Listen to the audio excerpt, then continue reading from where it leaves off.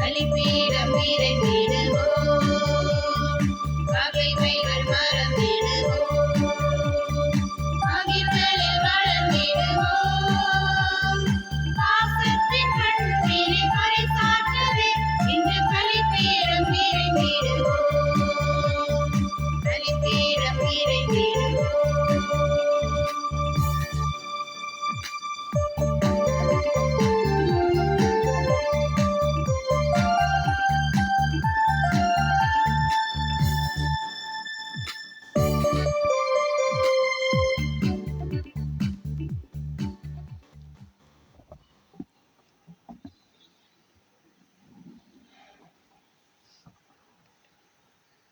இறையேசுவில் பிரியமுள்ள அன்பு உறவுகளே, இன்று பொதுக்காலம் 18ஆம் ஞாயிறு வாரத்தில் கால் பதித்திருக்கின்றோம். இயேசுவின் பாதத்தில் அமர்ந்திருந்து அவர் தரும் ஆன்மீக உணவை உண்டு அவர் இரத்தத்தில் பருகி எமது வாழ்வை புதுப்பித்துக் கொள்ள ஒன்று கூடி வந்துள்ளோம். ஒவ்வொரு திருப்பலியும் என்னையும் இறைவனையும், என்னையும் அயலவரையும், என்னையும் இயற்கையையும் இணைக்கும் ஓர் ஊடகமே. தன்னை தாழ்த்தி வந்த இயேசுவிடம் எம்மையும் தாழ்த்தி அவர் ஆசீரையும் வல்லமையும் இறைஞ்சி நிற்போம். இன்றைய இறை வார்த்தைகள் வாழ்வின் நிலையான பாடத்தை எமக்கு கற்றுத்தருகின்றன. வாழ்வை சுருக்கி அதை ஞான கண்களோடு கற்றுக்கொள்வோமானால் இவைகள் அனைத்துமே வீணென முன்மொழியும் விவிலிய ஆசிரியர்கள் எமது ஆன்மாவுக்கான எமது தேடல் உறுதியாகவும் நிலையாகவும் அமைய வேண்டுமென வலியுறுத்துகின்றனர்.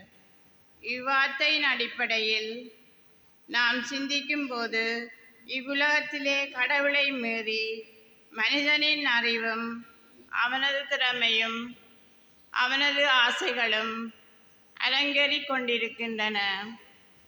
உணர்வுக்கும் அவர்களது இருப்புக்கும் உரிமை கொண்டாடும் இவ்வுலகில் அதன் நோக்கம் தவறி போவதை அறியாது, இறை பராமரிப்பில் நம்பிக்கை கொள்ளாது, கடவுளுக்கு கூட இடங்கொடாது வாழும்போது எமது இவ்வுலகம் வீண்தான். இருப்பினும் மனமாற்றத்துக்கு எப்பொழுதும் இடம் உண்டு. இதன் மத்தியில் நாம் எங்கே என்பதை இன்று சிந்திக்க அழைக்கப்பட்டுள்ளோம். இயற்கை சட்டத்துக்கு எதிராக செல்லும் அனைத்து மனிதனும் இறைவனுக்கு எதிராகவே செயற்படுகின்றனர். எது சரி எது பிழை என அறிய விரும்பாத அனைவரும் இறைவன் பேசும் குரலை தொலைத்து விடுகின்றனர். உடலை விற்று எதிர்காலம் தொலைத்து ஆன்ம பசியை தொலைத்து வாழும் பலருக்கு இயேசு ஒரு சிலைதான். இயேசுவே என் வழி என்று நாம் செல்லும் பாதை இன்று ஆரம்பமாகட்டும். ஒவ்வொரு நாளும் நாம் தேடும் உயிருள்ள உணவாகட்டும். எம்மை கருவில் இருந்து உருவாக்கி உயிராக்கி உலகத்துக்கு காட்டிய இயேசுவை என்றும் எம் வாழ்வில் வாழ்ந்து காட்டுவோம். இதற்காக வரம் கேட்டு இப்பலியில் இணைந்திடுவோம்.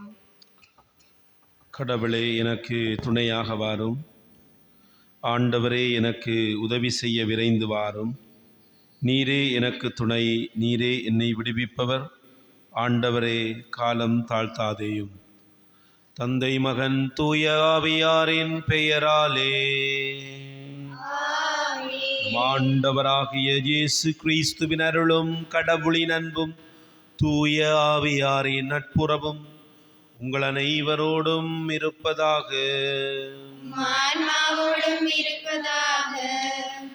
இயேசுவிலே பிரியமான சகோதர சகோதரிகளை, பொதுக்காலத்தினுடைய 18வது வார வாசகங்கள் இந்த உலகத்திலே நிலையானவை எதுவோ, நிலை வாழ்வை தரக்கூடியவை எதுவோ, அத்தகைய செல்வங்களை நாங்கள் சேகரிக்க அழைக்கப்படுகின்றோம்.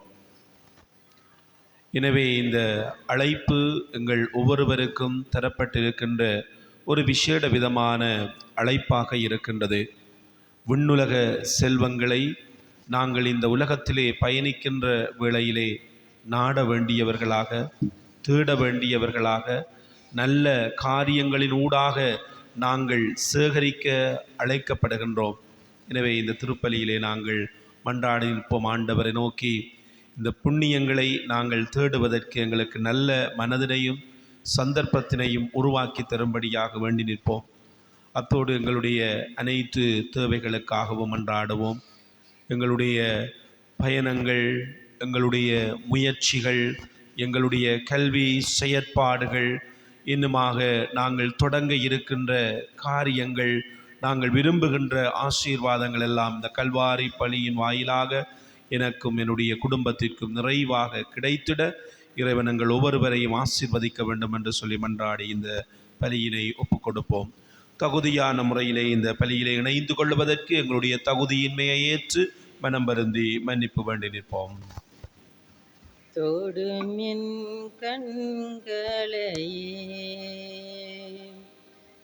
உம்மை நான் காண வேண்டுமே, இயேசுவே உம்மை நான் காண வேண்டுமே.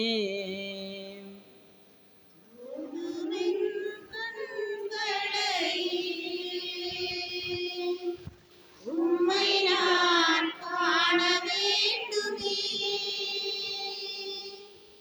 இயேசுவே உம்மை நான்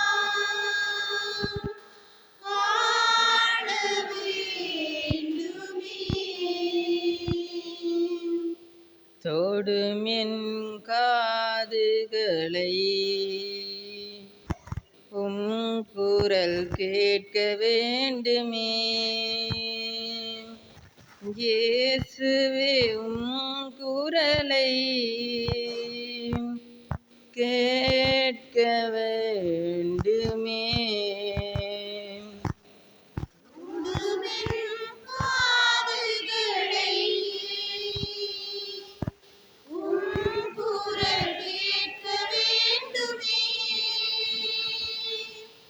இயேசுவே உம் குரலை கேட்க வேண்டுமே.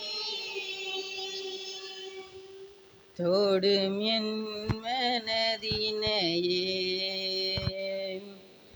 மனப்புண்கள் ஆற வேண்டுமே, இயேசுவே மனப்புண்கள் ஆற வேண்டுமே. உடுமென் மனதினையே மனப்புண்கள் ஆற வேண்டுமே, இயேசுவே மனப்புண்கள் ஆற வேண்டுமே. எல்லாம் வல்ல இறைவன் நம் மீது இரக்கம் வைத்து நம் பாவங்களை மன்னித்து நம்மை நிலை வாழ்வுக்கு அழைத்து செல்வாராக.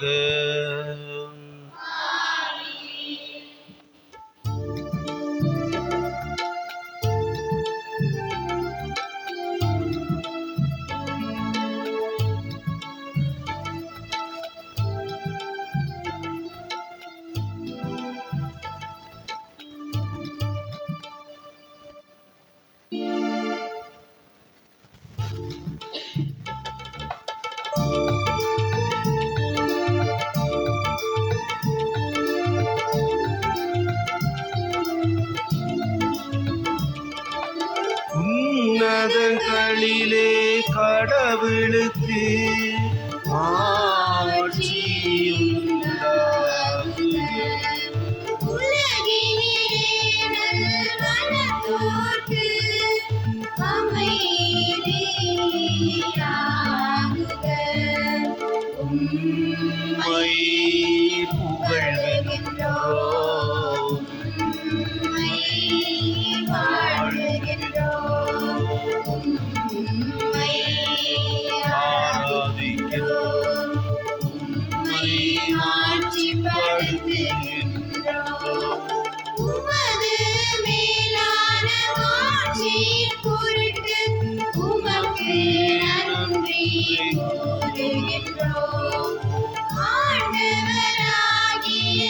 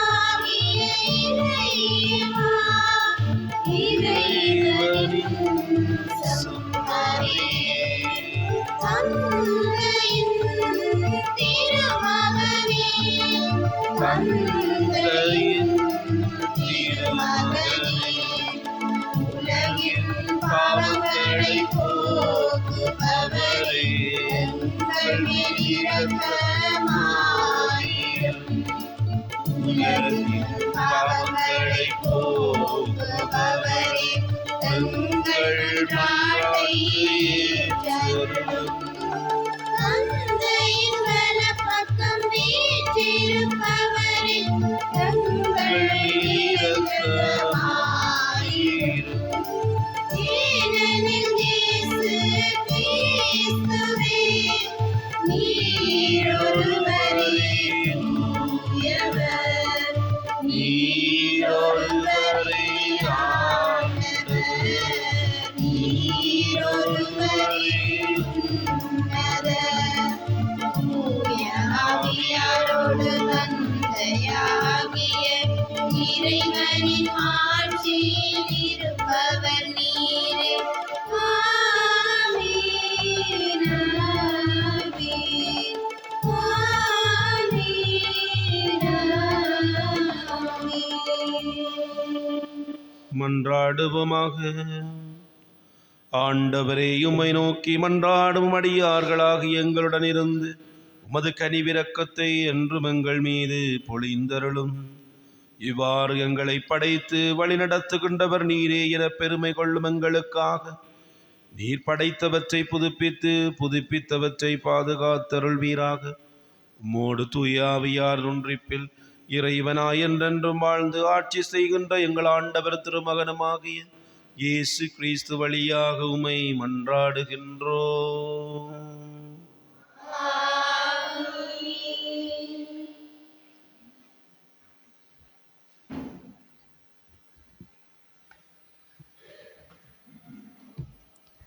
முதல் வாசகம்.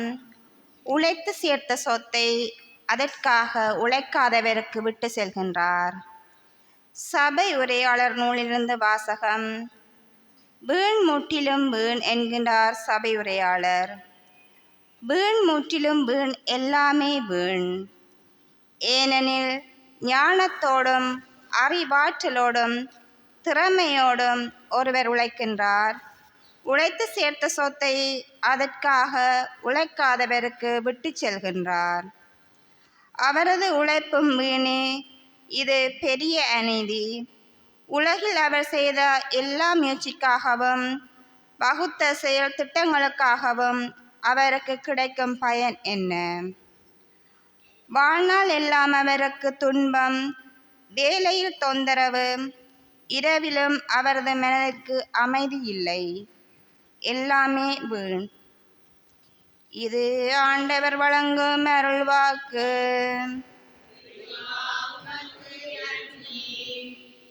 பதுவை பாடலுக்கு பல்லவியாக. என் தலைவரே, தலைமுறை தோறும் நீரே எங்கள் புகலிடம்.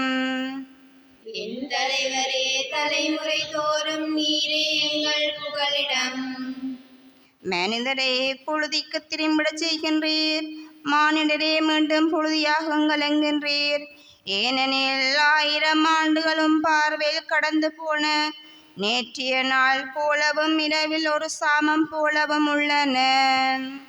என் தலைவரே, தலைமுறை தோறும் நீரே எங்கள் புகலிடம்.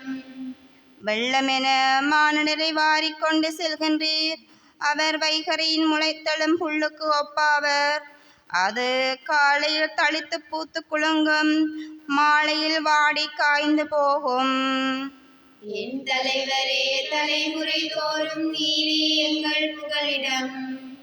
எங்கள் வாழ்நாளை கணிக்க எங்களுக்கு கற்பியும். அப்பொழுது ஞானமிகு உள்ளத்தை பெற்றிடுவோம். ஆண்டவரே, திரும்பி வாரும். எத்தனை காலம் இன்னில்லை. ஊழியருக்கு இரக்கம் காட்டும். என் தலைவரே, தலைமுறை தோறும் நீரே எங்கள் புகலிடம். காலைதோறும் அது பேரன்பாலங்களுக்கு நிறைவழியும்.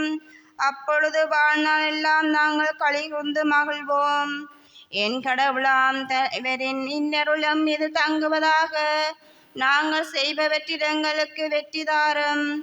ஆம், நாங்கள் செய்பவற்றில் வெற்றி அருளும்.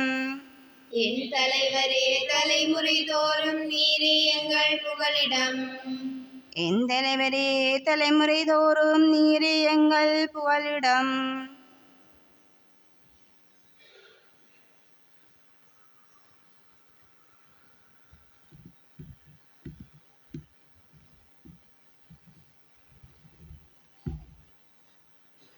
இரண்டாம் வாசகம்.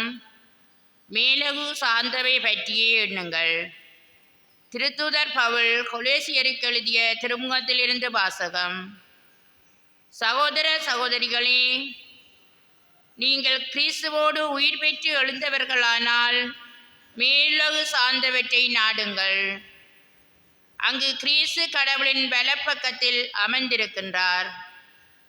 இவ்வுலகு சார்ந்தவை பற்றி அல்ல, மேலுலகு சார்ந்தவை பற்றியே எண்ணுங்கள். ஏனெனில் நீங்கள் கிறிஸ்துவோடு இறந்து விட்டீர்கள்.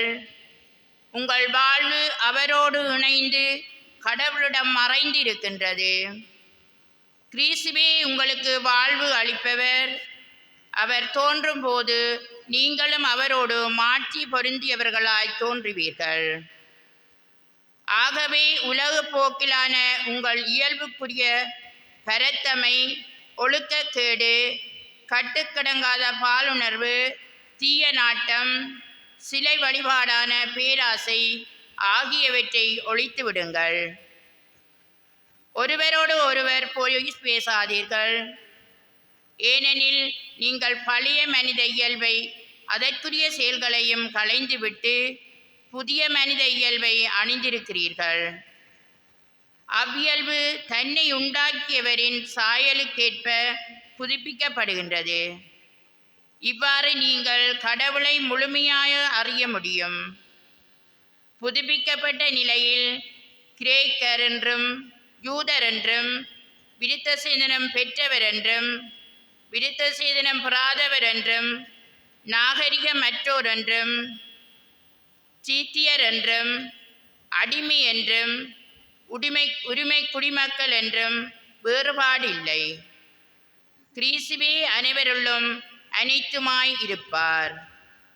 இது ஆண்டவர் வழங்கும் அருள்வாக்கு. இறைவா உமக்கு நன்றி.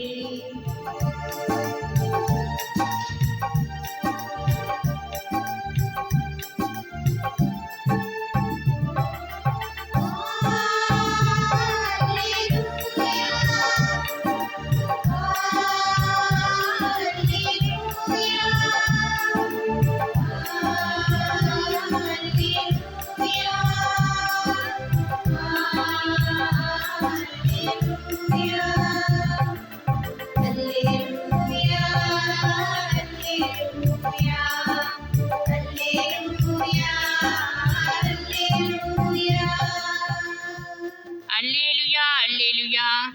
ஏழியரின் உள்ளத்தோர் பேறு பெற்றோர், ஏனெனில் விண்ணரசு அவர்களுக்குரியது. அல்லேலுயா.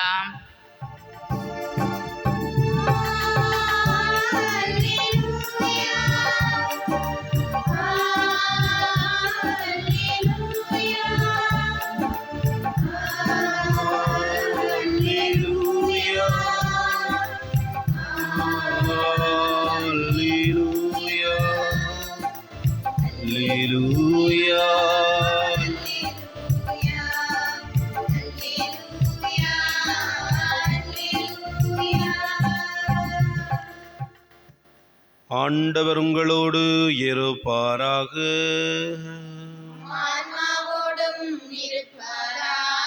புனித லூக்கா எழுதிய நற்செய்தியிலிருந்து வாசகம்.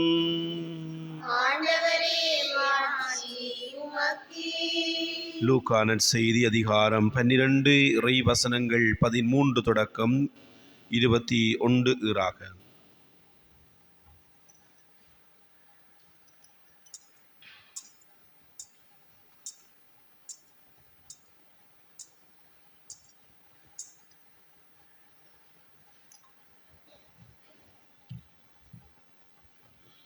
அக்காலத்தில் கூட்டத்தில் இருந்த ஒருவர் இயேசுவிடம், போதகரே, சொத்தை என்னோடு பங்கிட்டு கொள்ளுமாறு என் சகோதரருக்கு சொல்லும் என்றார். அவர் அந்த ஆளை நோக்கி, என்னை உங்களுக்கு நடுவராகவோ பாகம் பிரிப்பவராகவோ அமர்த்தியவர் யார் என்று கேட்டார். பின்பு அவர் அவர்களை நோக்கி, எவ்வகை பேராசைக்கும் இடங்கொடாதவாறு எச்சரிக்கையாக இருங்கள். மிகுதியான உடைமைகளை கொண்டிருப்பதனால் ஒருவருக்கு வாழ்வு வந்துவிடாது என்றார்.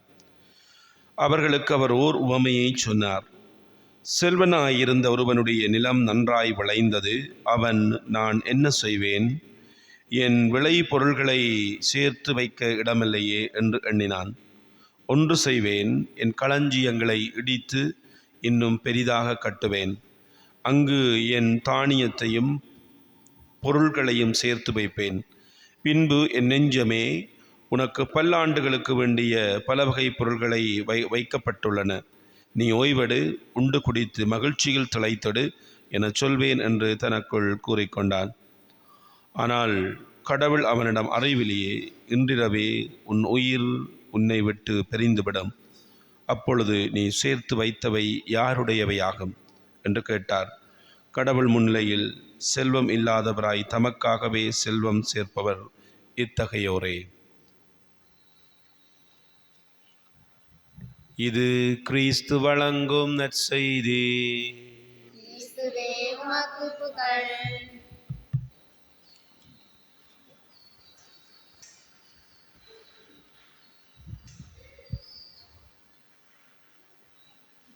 நான்காம் லூயி அரசன், பிரான்ஸ் நாட்டினுடைய அரசன், 1643 ஆண்டிலே 43வது ஆண்டிலே இருந்து தன்னுடைய 72 வயது வரை ஆட்சி செய்கின்றான்.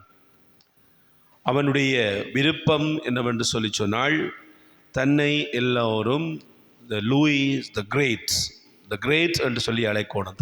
தான் உயர்ந்தவன். த கிரேட் என்று சொன்னால் எல்லாவற்றிலும் சிறந்தவனாக இருக்கின்றான், மேன்மையானவனாக இருக்கின்றான் என்று சொல்லி அவன் தன்னை அழைக்க வேண்டும் என்று சொல்லி அவன் விரும்புகின்றான். அதே நேரத்திலே அவனுக்கு இருந்த ஒரு ஆசை என்னவென்று சொல்லி சொன்னால், தன்னுடைய இறப்பு சடங்கை எப்படி நடக்க வேண்டும் என்று சொல்லி அவன் ஏற்கனவே முன்கூட்டி அறிவித்திருந்தான். அதன்படி அவனுடைய விண்ணப்பம் என்னவென்று சொல்லி சொன்னால், தன்னுடைய சபப்பெட்டி கொஃபின் அது ஒரு தங்கத்தால் ஆனதாக இருக்க வேண்டும்.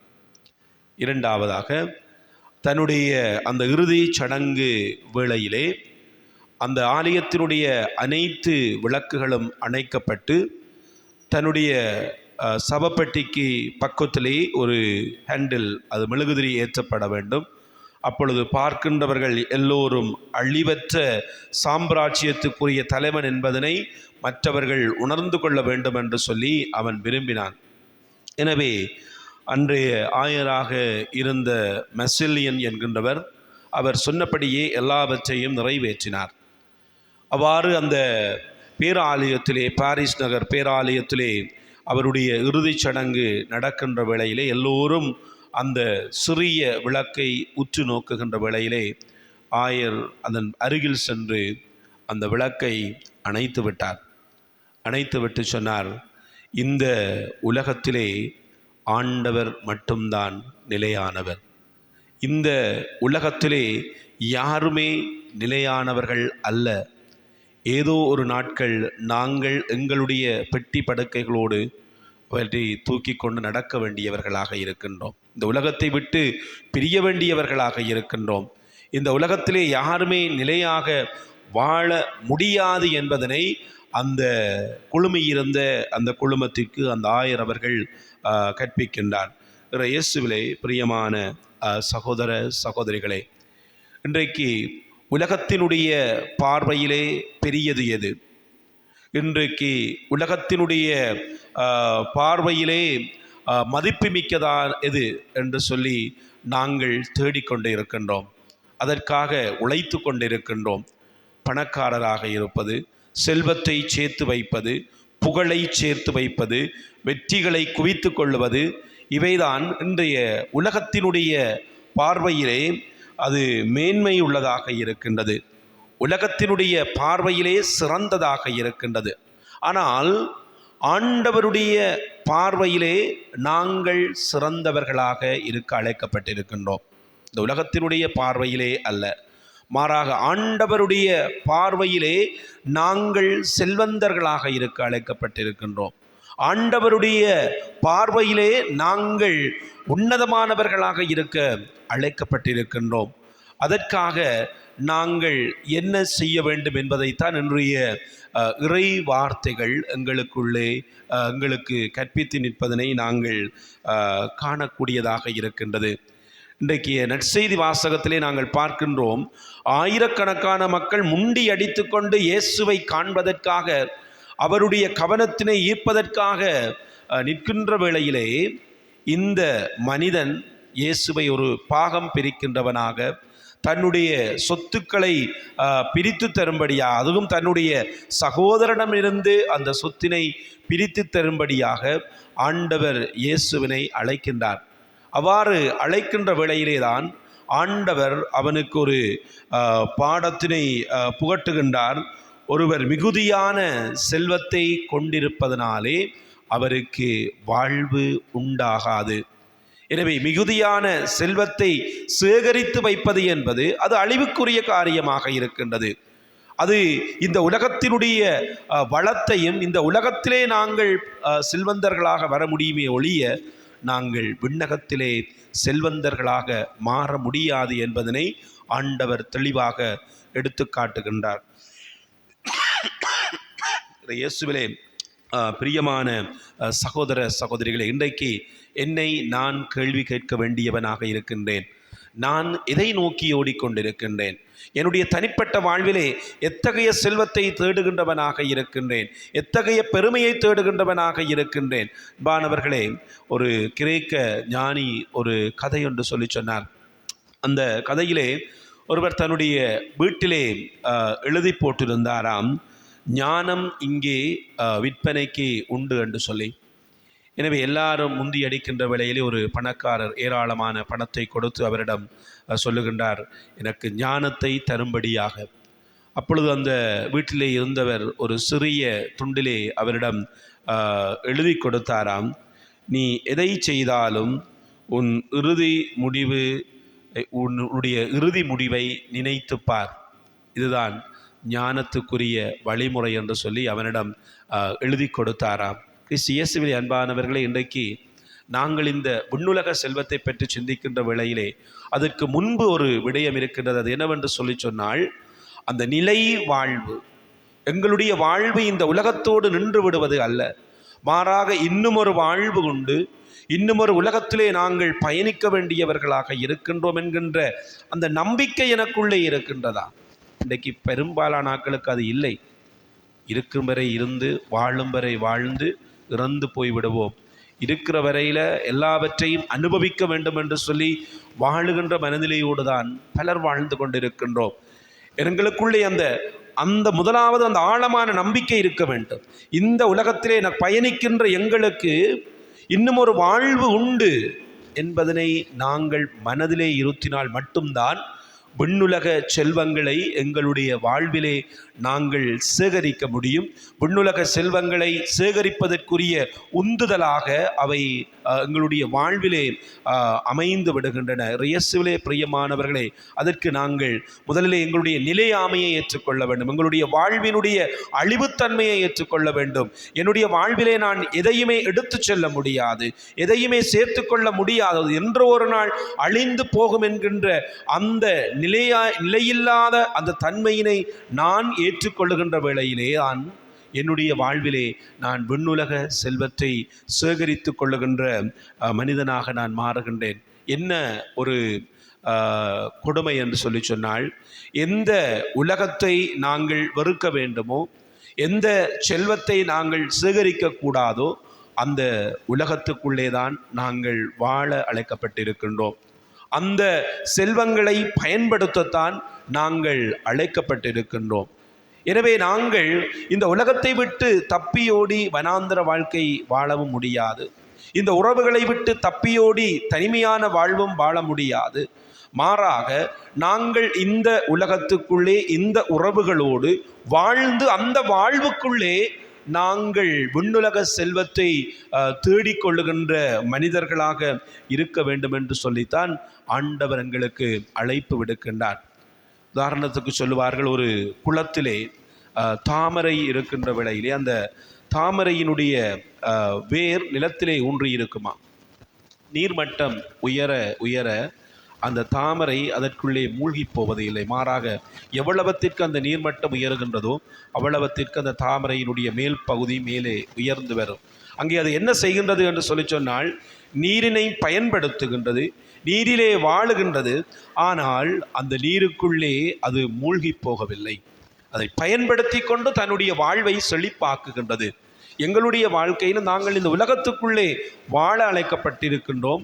இந்த உலக செல்வங்களை அனுபவிக்க அழைக்கப்பட்டிருக்கின்றோம். இந்த உலக செல்வங்களோடு வாழ அழைக்கப்பட்டிருக்கின்றோம். எனவே அவற்றை பயன்படுத்தி கொண்டு நாங்கள் என்ன செய்யலாம் என்று சொல்லி சொன்னால், விண்ணுலக செல்வங்களை சேர்ப்பதுதான் எங்களுடைய பணியாக இருக்கின்றது. அந்த உலகத்துக்குள்ளே நாங்கள் விழுந்து போவோம் என்று சொன்னால், இந்த உலகம்தான் வாழ்வு என்று சொல்லி எண்ணுவோம் என்று சொல்லி சொன்னால், அப்பொழுதுதான் எங்களுடைய அடிப்படை அழைப்பை நாங்கள் மறுதலிக்கின்றோம். அடிப்படை அழைப்பை நாங்கள் இழந்து போகின்றோம். அது என்னவென்று சொன்னால், இன்னும் ஒரு வாழ்வுக்கான எங்களுடைய பயணத்தினை, இன்னும் ஒரு வாழ்வுக்காக நாங்கள் எடுக்கின்ற அந்த முயற்சியினை நாங்கள் இழந்து போய்விடுகின்ற மனிதர்களாக நாங்கள் மாறுகின்றோம். இயேசுவிலே பிரியமான சகோதர சகோதரிகளே, எனவே இன்றைய நாளிலே நாங்கள் சிந்திக்க வேண்டியவர்களாக இருக்கின்றோம். இந்த உலகத்தினுடைய செல்வத்தை மட்டும் தேடுகின்றவர்களாக இருக்கின்றோமா, இல்லை என்று சொன்னால் ஆன்மீக செல்வங்களையும் புண்ணியங்களையும் தேடுகின்றவர்களாக இருக்கின்றோமா? இந்த உலகத்தினுடைய பொருட்களை மட்டும் நாங்கள் பயன்படுத்துகின்றவர்களாக இருக்கின்றோமா, இல்லை என்று சொன்னால் இந்த உலகத்தினுடைய பொருட்களை பயன்படுத்தி அவற்றினூடாக நாங்கள் இறைவனுக்குரிய காரியங்களை செய்கின்ற மனிதர்களாக மாறிக்கொண்டிருக்கின்றோமா?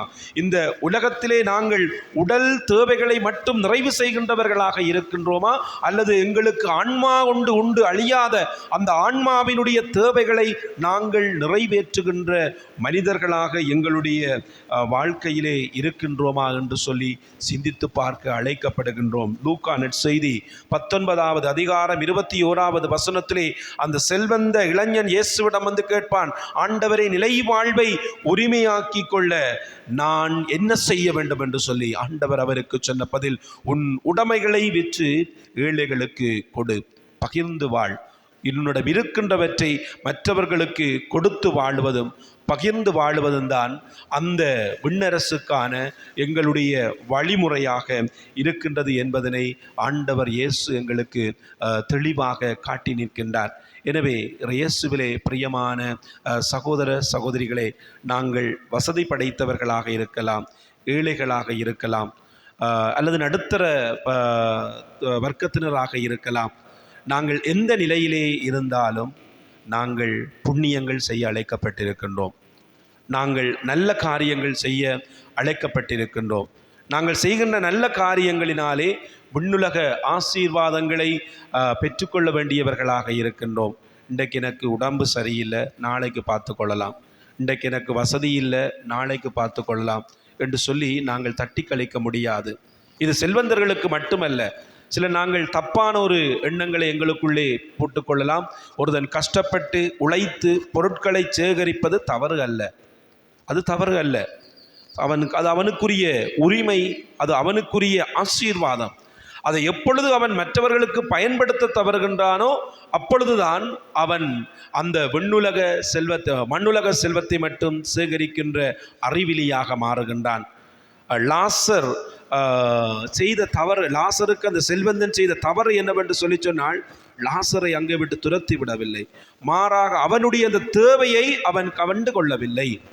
எனவே கிறிஸ்து இயேசுவிலே அன்பான சகோதர சகோதரிகளே, நாங்கள் இந்த உலகத்தோடு வாழ அழைக்கப்பட்டிருக்கின்றோம். இந்த உலகத்திலே வாழ அழைக்கப்பட்டிருக்கின்றோம். இந்த உலகத்திலே பயணிக்க அழைக்கப்பட்டிருக்கின்றோம். எனவே நாங்கள் இவற்றை பயன்படுத்தி கொண்டு விண்ணுலக பயணத்தினை நோக்கிய எங்களுடைய வாழ்வை அமைத்து கொள்ள அழைக்கப்படுகின்றோம். இன்றைய 1வது வாசகத்திலே சொல்லப்படுகின்றது, வீண், முற்றிலும் வீண். இந்த உலகத்தினுடைய காரியங்கள், இந்த உலகத்தினுடைய பொருள் செல்வங்கள் எல்லாமே வீண். எனவே 2வது வாசகம் எங்களுக்கு சொல்லுகின்றது, உங்களுடைய காரியங்கள் எல்லாம் விண்ணுலகை நோக்கியதாக இருக்க வேண்டும் என்று சொல்லி. எனவே எங்களுடைய அனைத்து செயற்பாடுகளிலும் நாங்கள் ஆண்டவரை தேடுகின்றவர்களாக, நல்ல காரியங்களை செய்கின்றவர்களாக, புண்ணியங்களை சேகரிக்கின்ற பிள்ளைகளாக எங்களுடைய வாழ்க்கையிலே சின்ன சின்ன காரியங்களினாலே, அது வெறுமனே பணம் அல்ல, வெறுமனே உடைமைகள் அல்ல, வெறுமனே பொருட்கள் அல்ல, அது என்னுடைய அன்பான வார்த்தைகளாக இருக்கலாம், அது என்னுடைய ஆற்றல்கள் திறமைகளாக இருக்கலாம், அது என்னுடைய விட்டு கொடுக்கின்ற தன்மைகளாக இருக்கலாம், அது என்னுடைய மன்னிக்கின்ற தன்மைகளாக இருக்கலாம், ஒரு சமூகத்துக்கொண்டு நல்லது நடைபெற வேண்டும் என்பதற்காக உழைக்கின்ற மனப்பான்மையாக இருக்கலாம். இவை எல்லாமே நாங்கள் புண்ணியங்களை சம்பாதிக்கின்ற காரியங்களாக இருக்கின்றது என்பதனை நாங்கள் மனதிலே கொண்டு நாங்கள் ஆண்டவர் இயேசுவினுடைய அழைப்புக்கேற்ப நல்ல காரியங்களையும் இறைவனையும் தேடுகின்ற பிள்ளைகளாக மாற்றம் பெறுவோம். ஆமேன்.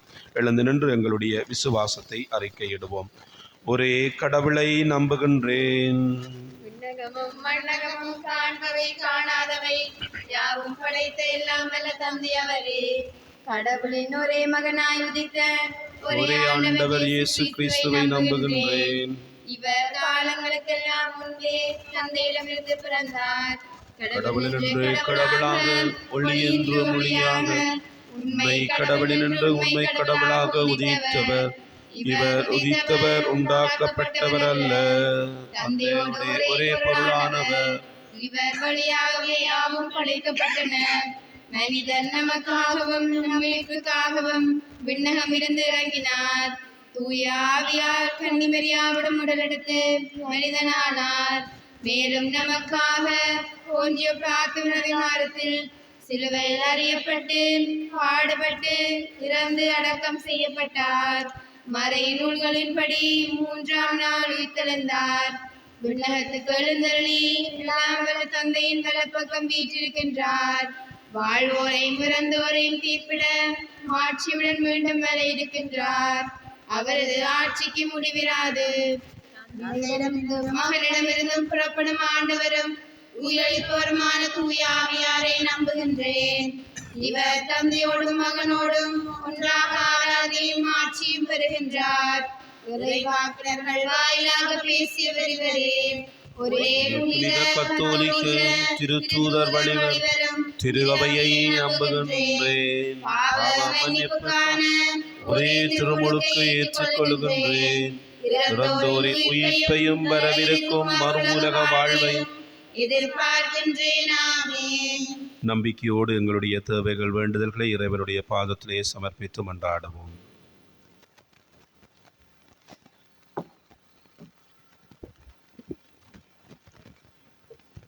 கருணையின் இறைவா, உமது திரு அவையை ஆசீர்வதியும். இறை நம்பிக்கையை இழந்து பொய்மையை உண்மையாக மாற்றி உழைத்திடும் மக்கள் மத்தியில் இயேசுவை உலகறிய கொண்டு செல்லும் உழைக்கும் திரு அவையின் பணியாளர்களை நீ தாங்கிச் செல்லவும் வழி நடத்தவும் வேண்டுமென்று இறைவா உம்மை மன்றாடுகின்றோம்.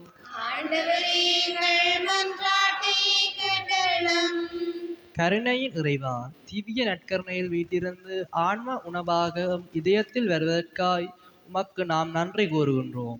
திருமுழுக்கு பெற்ற அனைத்து மக்களும் இதன் ஆழத்தை உணர்ந்து வாழவும் வழியாக உண்மை வாழ்வுக்கு செல்லும் வழியை நாளும் தேடவும் அருள் புரிய வேண்டுமென்று இறைவா உம்மை மன்றாடுகின்றோம்.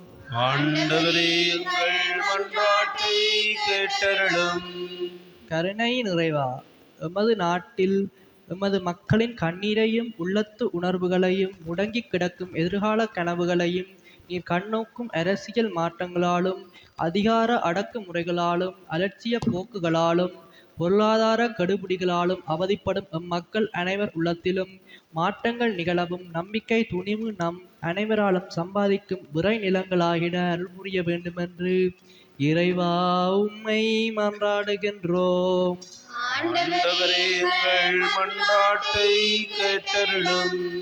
கருணையின் இறைவா, அதிகாரத்தில் உள்ளவர்கள் மக்கள் நலனுக்காக உழைப்பவர்கள் அனைவரும் நேர்மையும் உண்மையையும் அணிகலனாக கொண்டு உழைக்கவும் பணம் பதவிக்காக அல்ல, மக்கள் அனைவரும் தேடும் மகிழ்ச்சியையும் அமைதியையும் இவர்கள் தமது உழைப்பில் பெற்றுக் கொடுத்திட வரல்மர வேண்டுமென்று இறைவா உம்மை மன்றாடுகின்றோம். எங்களுடைய கரங்களை குவித்து கண்களை மூடி மௌனமாக மன்றாடுவோம்.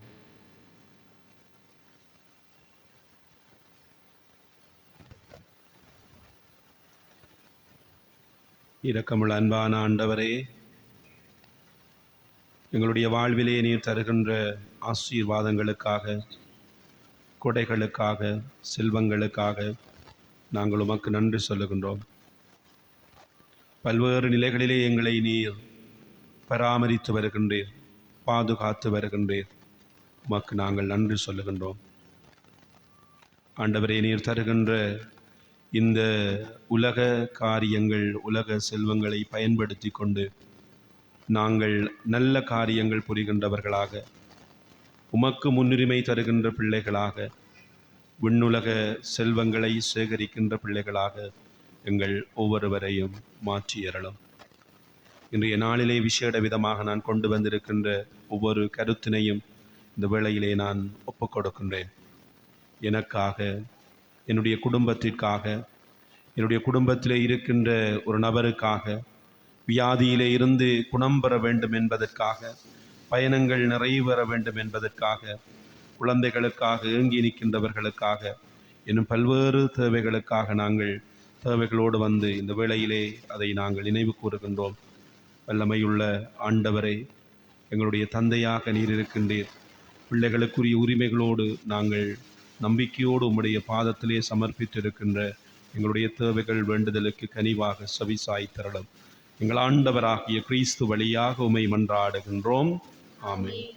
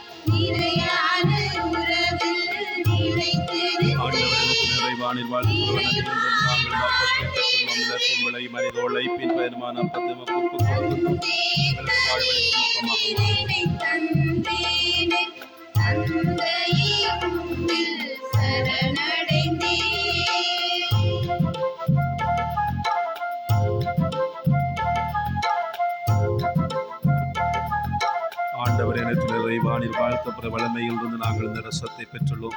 திராட்சை செடியும் மனித உழைப்பின் பயணமான இந்த ரசத்தை ஒப்புக் கொடுக்கின்றோம். இதங்கள் ஆன்மீக பானமாக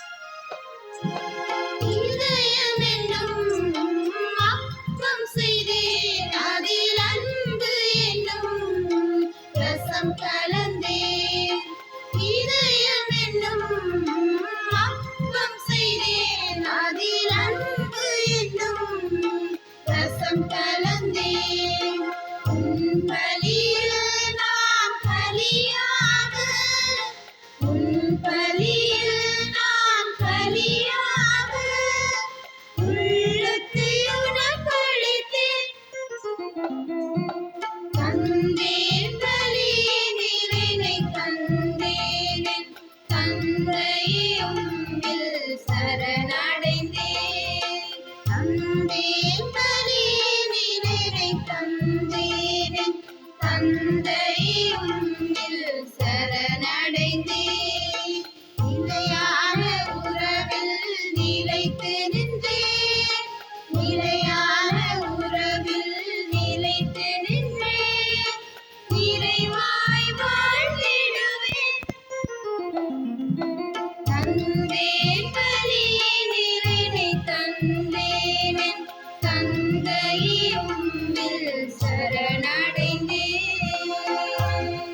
சகோதர சகோதரிகளே, என்னுடையதும் உங்களுடையதுமான இப்பலி எல்லாம் வல்ல தந்தையாகிய இறைவனுக்கு ஏற்றதாகும்படி மன்றாடுங்கள்.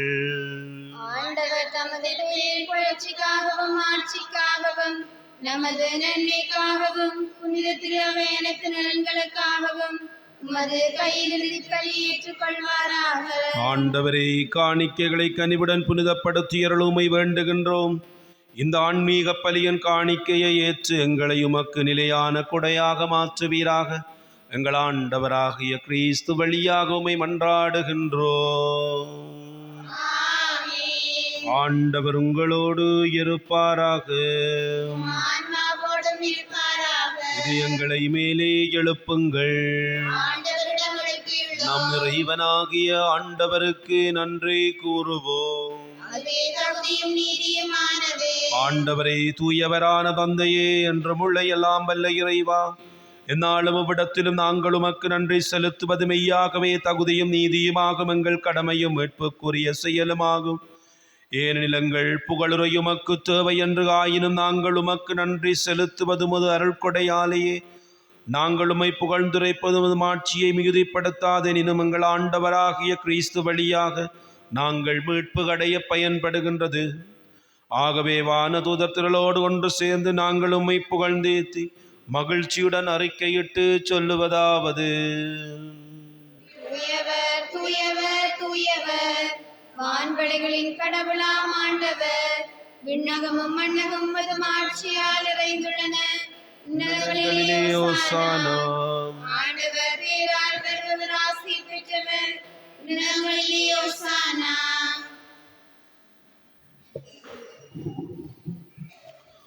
ஆண்டவரே, நீர் மெய்யாகவே தூயவர், தூய்மை அனைத்திற்கும் ஊற்று. ஆகவே உம்முடைய ஆவியை பொழிந்து காணிக்கைகளை தூய்மைப்படுத்த உம்மை வேண்டுகின்றோம். இவ்வாறு எங்கள் ஆண்டவர் இயேசு கிறிஸ்துவின் உடலும் இரத்தமுமாக எங்களுக்கு இவை மாறுவனவாக. அவர் பாடுபட உளம் கனிந்து தம்மை கையளித்த போது அப்பத்தை எடுத்து நன்றி செலுத்தி அதை பிட்டு தம் சீடருக்கு அளித்து அவர் கூறியதாவது: அனைவரும் இதிலிருந்து பெற்று உண்ணுங்கள், ஏனெனில் இது உங்களுக்காக கையளிக்கப்படும் என் உடல்.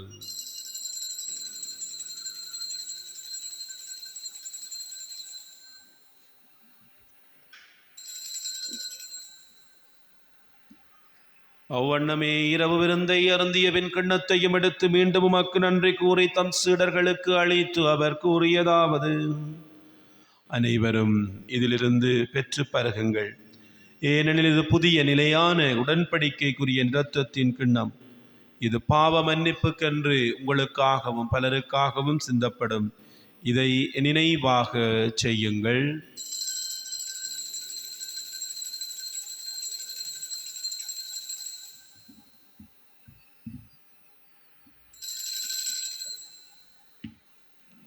நம்பிக்கையின் மறைபொருள்.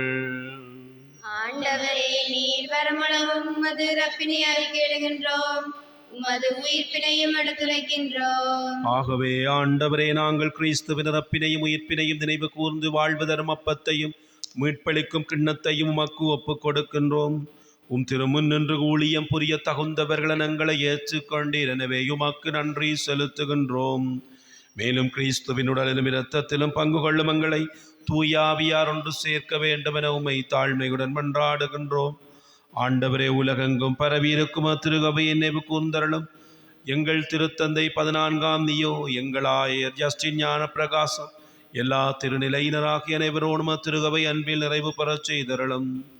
மேலும் உயிர்த்தலும் எதிர்நோக்குடன் துயில் கொள்ளும் எங்கள் சகோதரர் சகோதரிகளையும் இறந்தோர் அனைவரையும் இரக்கத்துடன் நினைவு கூர்ந்து திருமுக ஒளியினுள் ஏற்றருளும். எங்கள் அனைவர் மீதும் இரக்கமாயிரும்.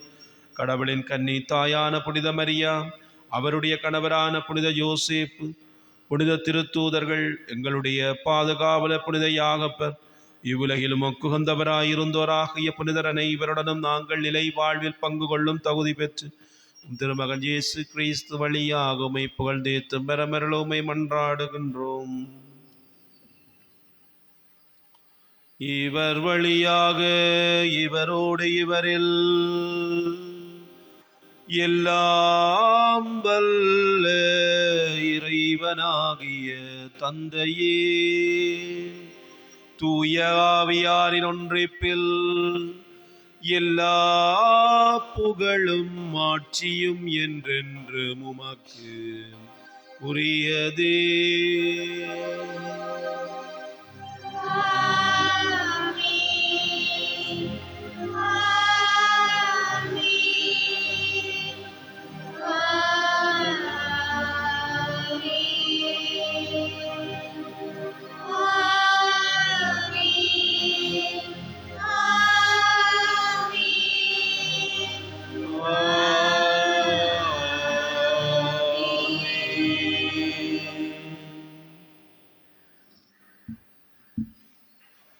மீட்பரின் கட்டளையால் கற்பிக்கப்பட்டு இறை படிப்பினாலே பயிற்சி பெற்ற நாங்கள் துணிந்து மன்றாடுவோம்.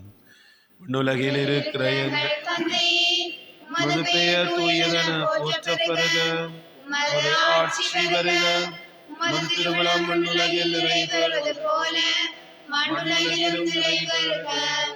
எங்கள் அன்றாட உணவை இன்று எங்களுக்கு தாரும். எங்களுக்கு எதிராக குற்றம் செய்வோரை நாங்கள் மன்னிப்பது போல எங்கள் குற்றங்களை மன்னியும். எங்களை சோதனைக்குட்படுத்தாதேயும், தீமையிலிருந்து எங்களை விடுவித்தருளும். ஆண்டவரே, தீமை அனைத்திலிருந்து எங்களை விடுவித்து எங்கள் வாழ்நாளில் அமைதியை கனிவுடன் அருள உம்மை மன்றாடுகின்றோம். உமது இரக்கத்திருதவியால் நாங்கள் பாவத்திலிருந்து எப்போதும் விடுதலை பெற்று யாதொரு கலக்கமும் இன்றி நலமாயிருப்போமாக. நாங்கள் எதிர்நோக்கி இருக்கும் பேரின்பத்திற்காகவும் மீட்பராகிய இயேசு கிறிஸ்துவின் வருகைக்காகவும் காத்திருக்கின்றோம்.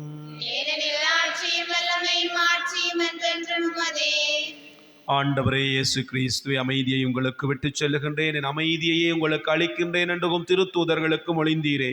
எங்கள் பாவங்களை பாராமல் திரு அவையின் நம்பிக்கையை கண்ணோக்கி திருவுளத்து கேட்பதற்கு அமைதியையும் ஒற்றுமையையும் அளித்தருள்வீராக. என்றென்றும் வாழ்ந்து ஆட்சி செய்கின்றவர் நீரே. ஆண்டவருடைய அமைதி உங்களோடு என்றும் இருப்பதாக.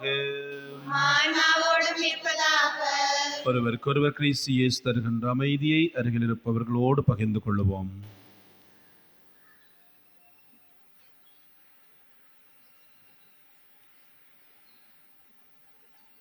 உலகின் பாவங்களை போக்கும் இறைவனின் செம்மறியே, எங்கள் மேல் இரக்கமாயிரும்.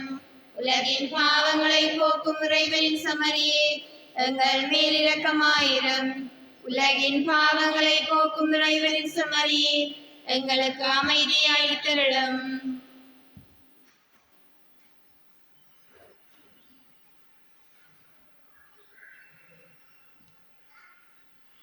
இதோ இறைவனின் செம்மறி, உலகின் பாவங்களை போக்குகின்றவர். செம்மறியின் விருந்துக்கு அழைக்க பெற்றோர் பேறு பெற்றோர். ஆண்டவரே, நீரின் இல்லத்தில் நான் தகுதியற்றவள், ஆனால் ஒரு வார்த்தை மட்டும் சொல்லி எழும் எனது ஆன்மா நலமடையும்.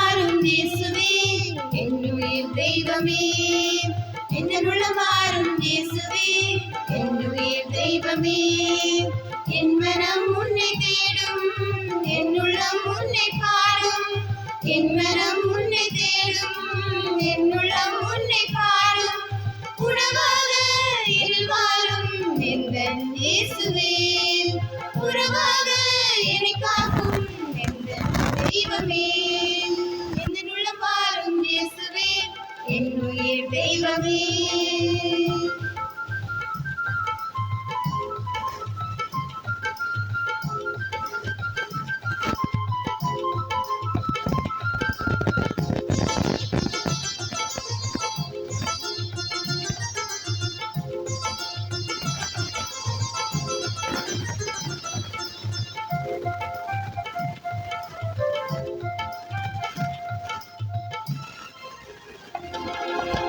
தாயை தேடும் பிள்ளை போல உன்னை தேடினேன் தஞ்சம் என்று உன்னை நானும் வந்து சேருவேன் தாயை தேடும் பிள்ளை போல உன்னை தேடினேன் தஞ்சம் என்று உன்னை நானும் வந்து சேருவேன் உணவாய் என்னில் வாழும் என் உள்ளம் நீ வாழும் உணவாய் என்னில் வாழும் என் உள்ளம் நீ வாழும் அன்பே என் அழகே அருமருந்தே வாழும் இருவிருந்தே வாழும் அன்பே என் அழகே அருமருந்தே வாழும் இருவிருந்தே வாழும் எந்த உள்ளம் வாழும் இயேசுவே என்னுயிர் தெய்வமே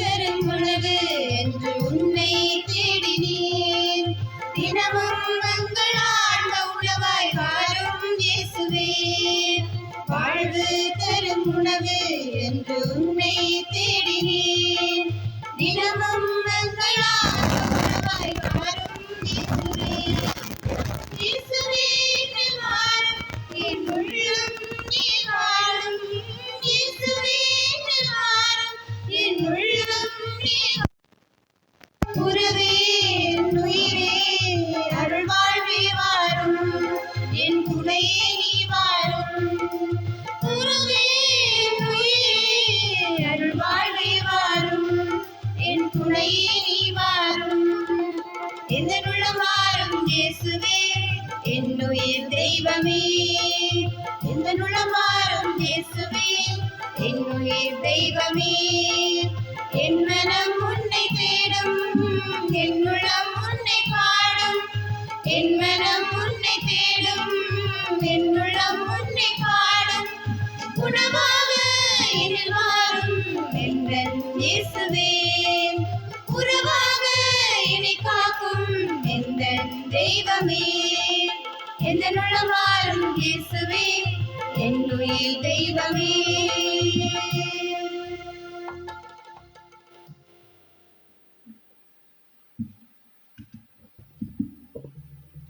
அறிவித்தல்கள். இன்று திருப்பலி நிறைவு பெற்றதும் கொடிமரம் இறக்கும் நிகழ்வு இடம்பெறும். அனைவரையும் அதில் கலந்து கொண்டு செல்லுமாறு கேட்டுக்கொள்கின்றோம்.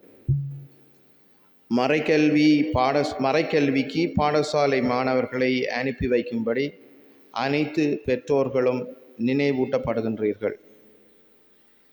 எதிர்வரும் செவ்வாய்க்கிழமை வழமை போன்று காலை 6 மணிக்கு திருப்பலி இடம்பெறும். எதிர்வரும் புதன்கிழமை புனித கதிரை மாதா ஆலய கொடியேற்றம் மாலை 5:30 மணிக்கு திருச்செப மாலையை தொடர்ந்து இடம்பெறும். நன்றி. இன்றைய இந்த அறிவித்தலோடு எனக்கு இருக்கக்கூடிய ஒரு பெரியதொரு கேள்வி, இங்கே எத்தனை பிள்ளைகள் இருக்கிறீங்க? சின்ன ஆக்களையே காணையிலே. பள்ளிக்கூட பிள்ளைகள்னு சொல்லி இந்த முன்னுக்கு அட்டுவாசி இடம் ஃப்ரீயாக இருக்குது. பள்ளிக்கூட பிள்ளைகள் இருக்கிறனமா இல்லை வராமல் இருக்கிறனமா இல்லை பிள்ளைகள் பாவம் வீட்டில் நித்திர கொள்ளட்டும் என்று சொல்லி நிப்பாட்டிட்டு வாரீங்களா, இல்லை இந்த டியூஷனுக்கு அனுப்பி போட்டு வாரீங்களா, இல்லை அது பிள்ளைகள் இல்லையா? ஒரு பெரிய ஒரு கேள்வி. இந்த ஆலயத்தை பொறுத்தளவில் பாருங்க எத்தனை சின்ன பிள்ளைகள் இருக்கணும் என்று சொல்லி அட்லீஸ்ட் ஒரு 25-30 பிள்ளைகள் என்றாலும் இந்த இடத்துல இருக்கணும், மறைக்கல்வி பிள்ளைகள்னு சொல்லி இல்லை. ஒப்பிட்ட ரீதியில் மற்றவங்களுடைய கிளை ஆலயங்கள் பெரிதான ஆலயங்களோட ஒப்படைகளை இல்லை, அது நல்லதில்லை. ஏனென்று சொன்னால் எதிர்காலத்தில் இந்த திருச்சபையை கட்டியெழுப்ப வேண்டியவர்கள், வளர்க்க வேண்டியவர்கள் அவர்களுக்குரிய விசுவாசத்தை கொடுப்பதும் மறையறிவை கொடுப்பதும் பெற்றோர்களாகிய எங்களுடைய கடமை. இந்த உலகத்தினுடைய செல்வங்களை மட்டும் கொடுக்காதீர்கள், ஆன்மீக செல்வங்களையும் உங்களுடைய பிள்ளைகளுக்கு கொடுங்கள். திருப்பலிக்கு அழைத்து வாருங்கள், மறைக்கல்வியில் பங்கு பெற்றுவதற்கு ஊக்குவியுங்கள். அது நிறைய விடயத்தை எங்களுடைய பிள்ளைகளுக்கு கற்றுக் கொடுக்கும். இந்த உலகத்தினுடைய கணக்க தீமையிலிருந்து அவர்களை விடுவிக்கும். எனவே அதை நம்பிக்கொண்டு பிள்ளைகளை அழைத்து வாருங்கள், பிள்ளைகளை திருப்பலிக்கு வருவதற்கு ஊக்குவியுங்கள், மறைக்கல்வியில் பங்கு பெற்றுவதற்கு ஊக்குவிக்கும்படியாக கேட்டுக்கொள்ளப்படுகின்றீர்கள்.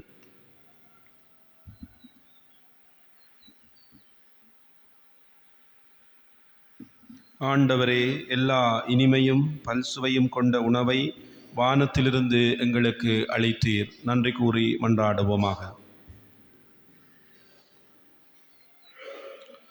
ஆண்டவரே, விண்ணக கொடையால் புதுப்பிக்க பெற்ற நாங்கள் உமது முடிவில்லா உதவியையும் உடனிருப்பையும் பெற்றுக்கொள்ளச் செய்தருளும். எங்களை என்றும் கனிவுடன் காக்க தவறாத நீர் நிலையான மீட்புக்கு எங்களை தகுதியுள்ளவர்கள் ஆக்குவீராக. எங்கள் ஆண்டவராகிய கிறிஸ்து வழியாக உம்மை மன்றாடுகின்றோம். ஆண்டவர் உங்களோடு இருப்பாராக. எல்லாம் வல்ல இறைவன் தந்தை, மகன், தூய ஆவியார் உங்கள் அனைவரையும் நிறைவாய் ஆசீர்வதிப்பாராக. கிறிஸ்துவின் சாட்சிகளாக வாழ்ந்திட சென்று வாழுங்கள். திருப்பலி நிறைவேறிற்று. இறைவனுக்கு நன்றி.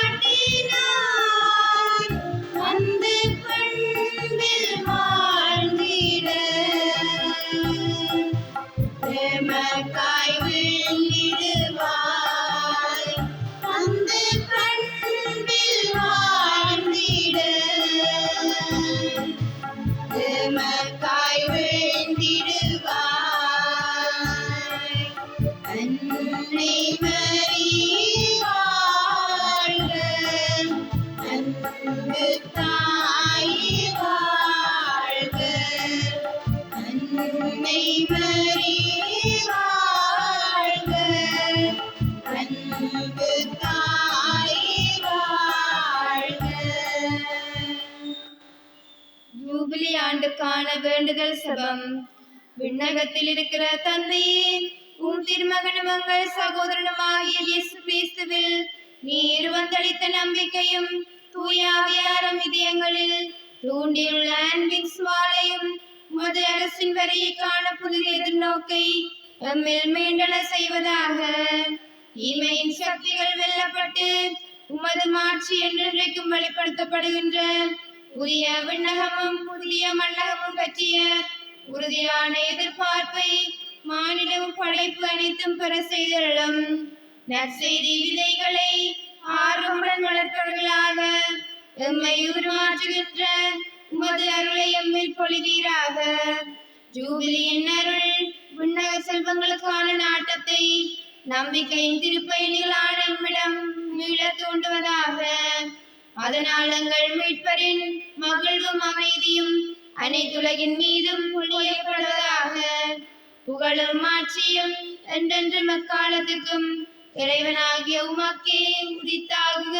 ஆமீன். உம்மை நாம் ஆராதிக்கின்றோம் தேவனே, உம்மை நாம் என்றும் நேசிப்போம் அன்பரே, உம்மை நாம் விசுவசிப்போம் போதரே, உம்மை நீராளுவீர் எங்கள் ராஜனே. திருச்சிலுவை அடையாளத்தினாலே எங்கள் பகைவரிடமிருந்து எங்களை மீட்டருளும். எங்கள் இறைவா, தந்தை மகன் தூய ஆவியானவரின் பேராலே. ஆமென்.